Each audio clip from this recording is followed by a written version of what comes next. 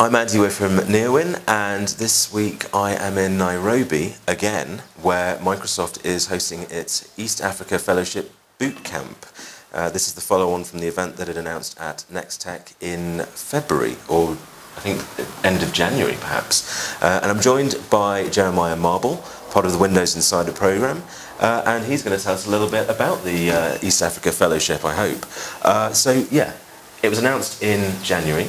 How many applicants were there since the big announcement? Because it was huge. It was a really big deal. It was like local media and huge amounts of attention. But was that matched with the number of people that actually wanted to sign up? Yes, so we received hundreds of applications for the Insiders for Good East Africa Fellowship. All of those applications came from entrepreneurs with ideas for social businesses in Kenya, Rwanda, Uganda, and Tanzania. It was an amazing diversity of ideas that we got. Just, people focusing on healthcare, on education, on trying to deal with plastic wastes or recycling or irrigation. Yeah. And so from the applicants we received, we selected 21 to become this crop of fellows. These 21 fellows join our Nigerian fellows. As you remember, we have 25 there. And it's really interesting just to see the difference between what the Nigerians had in terms of ideas. Right. The similarities as well as the differences. Yeah, so the Nigeria Fellowship began in, was it September that it was announced and then started a little bit later in the year? Yeah, so essentially in the first quarter of the year, we brought in the Nigerian fellows, right. the 25 Nigerian fellows. In Lagos. Right. We work with them throughout the year, and next week they'll be graduating. And what does that mean, graduating? So what happens at the end of the process? So to some extent, it doesn't mean much that they're graduating. It commemorates the fact that they have completed these 6 months. Right. That we have finished the boot camp portions. So the direct mentorship and us going to Lagos to meet with those 25. But we will be continuing relationships with all 25. Those 25 Nigerian fellows themselves have come differing degrees of the way. Some of them remain sort of pre-prototype in their development. Yeah. Others have hundreds of clients already. Wow. So it's been pretty neat to see just the different needs of the different entrepreneurs, as well as how far they've come in some cases. So the businesses that have hundreds of clients, would you say that they're now viable businesses that can stand on their own, perhaps even without Microsoft's help? But obviously you'll still be there, but are they self-sustainable? Are they now what you would term successful businesses? Have you done your job? So the answer is yes. Right. To some extent, we were able to succeed in achieving that goal of making them self-sustaining by having them self-sustaining from the beginning. Right. So from all of the Insiders for Good fellows, including the East Africans, receive a number of things from us. They receive strategic and technical mentorship, software, hardware, as well as access to our global community of insiders. So what is, just to break it down, Sure. What is strategic and technical mentorship? What kind of things are you actually providing to the people? In fact, do they come to you with a list of requirements, or do you take a look through their applications and say, well, this is exactly what you need and this is how we're going to be helping you? Yeah, so once the fellows have been selected, we have spent a lot of time looking at their ideas. So even before we showed up for the first time in Lagos and now in Kenya, we had a good idea of what we thought the ideas might be. Right. What the needs might be, where they were in terms of their technology, in terms of their product consumer market fit. But one of the great things has been we're continually surprised. There are a ton of fellows who are further along than we understood from their application. Right. And so we don't come with a preconceived set of things that we're definitely going to do. We deliver some content during these boot camps that help them think through what is a minimum viable product, an MVP, who is their consumer, how do you tell a story, some of the things that every entrepreneur everywhere needs to know. Many of them have already got a good way along these paths. Have any of them been through entrepreneurship programs or support programs like this before? Have they tried and failed? In some cases, yes. Right. In some cases, these are entrepreneurs who have already done a business before and it didn't work out. They've pivoted from the original idea. Some of them are completely white page. They've never done this before. They don't know anyone who's done it before. And so for them, it's a little bit further to go. Yeah. But in all cases, it's been tremendous just to see, even here in Kenya over this week, the progress that these fellows have made. Yeah, so let's talk a bit more about that. Sure. You've got, it's 20 now, I think. 20. Yeah. And basically, it's your first experience with them, having just seen the applications. This week has been the first actual time that you guys have spent with them. Yeah. And perhaps give us some sense of the progress that you've made over the last 4 days, is it now? 4 days. 4 days. Yeah. So first is we met them. Yeah. You know, before they were strangers to each other and to us. They were names on a page. Yeah.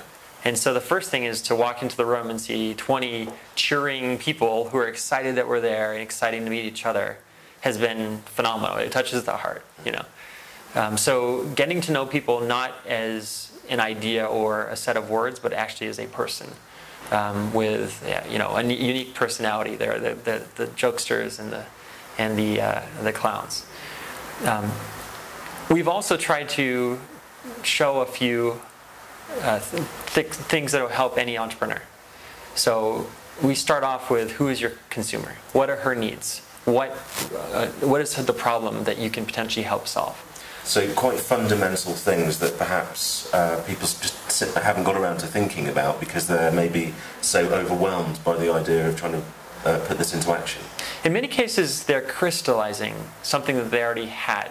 Right. So all of them came to this fellowship with an idea. That idea came from somewhere. One individual lost her mother to breast cancer. Someone else saw a friend's greenhouse fail because of a drought. Someone else saw their children not doing as well as he wanted in school. And so every single one of them has a story, has a reason, has an impetus to have selected this idea.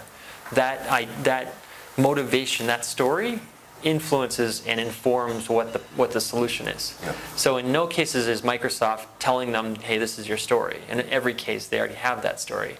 What we've tried to do is sort of clarify and better understand and articulate who's the consumer, what's the solution, how is that solution better than the alternatives of the competition, right, and what does the process look like?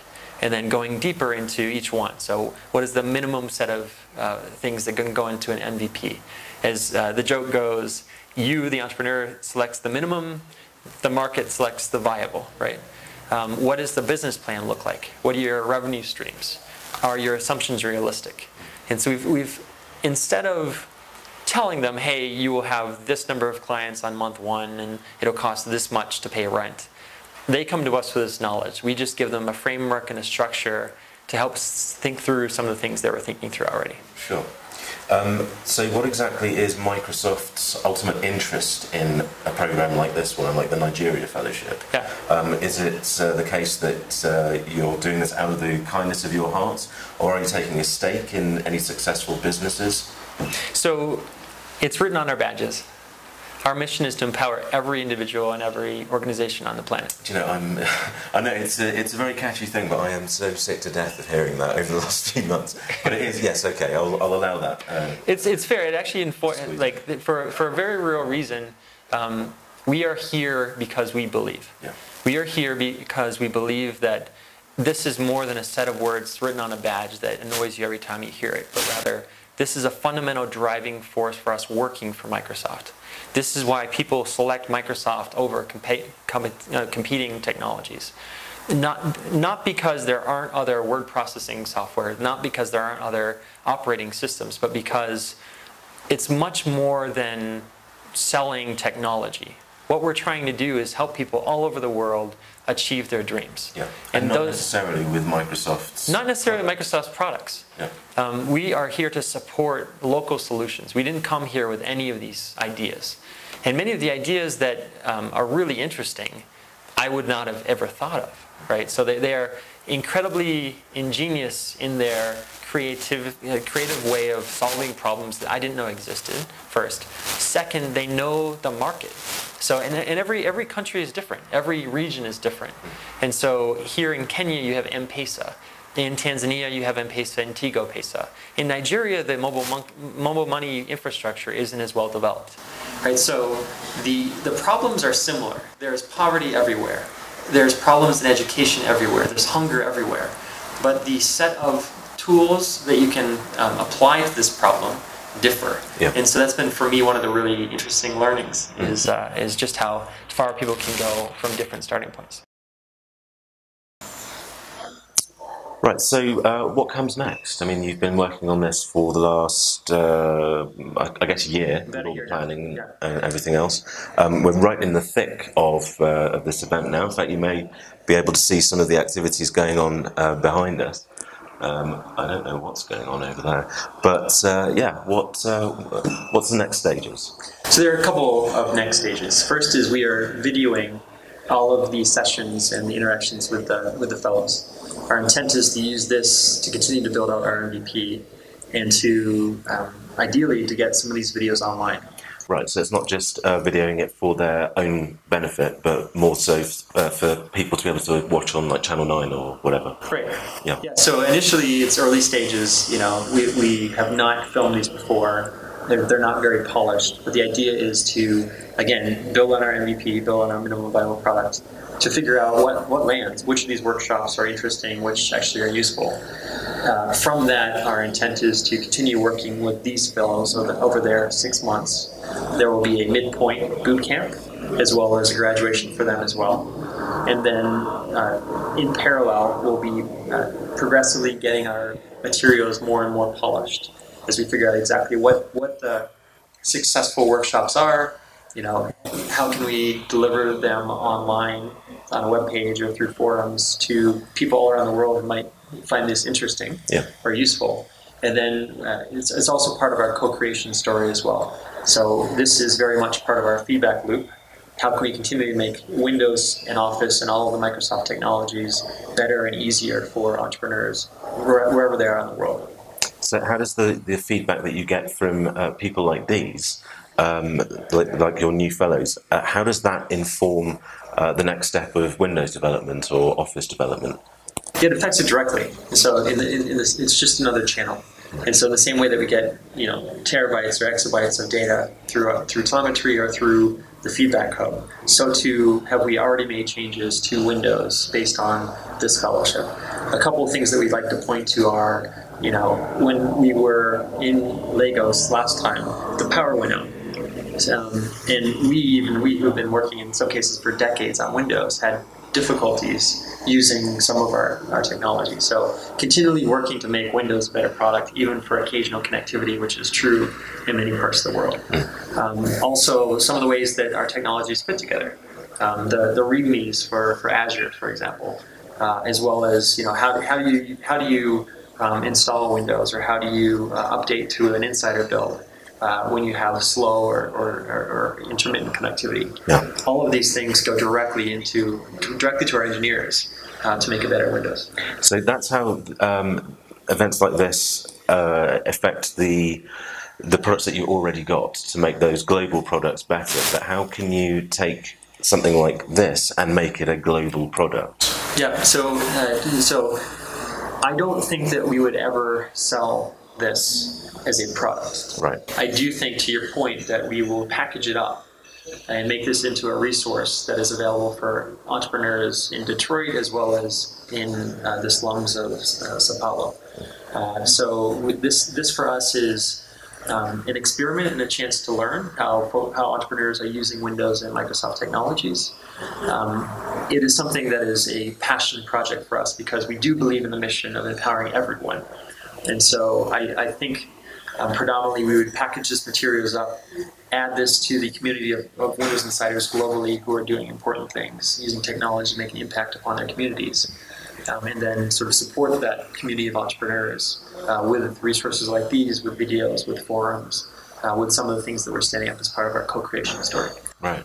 And just finally, before I wrap this up, You mentioned passion project. I was talking to a couple of the other folks from Microsoft that have come down for this event, who clarified that all of this, and correct me if I'm wrong, has been put together as a sort of side project. This isn't day job for any of the people from Microsoft that are working on it. This is stuff that you guys have put together in your spare time, or working around your day jobs of creating Windows and improving all of that.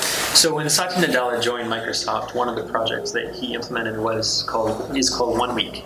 So 1 Week is a week-long hackathon where employees all over the world work on projects that are important to them.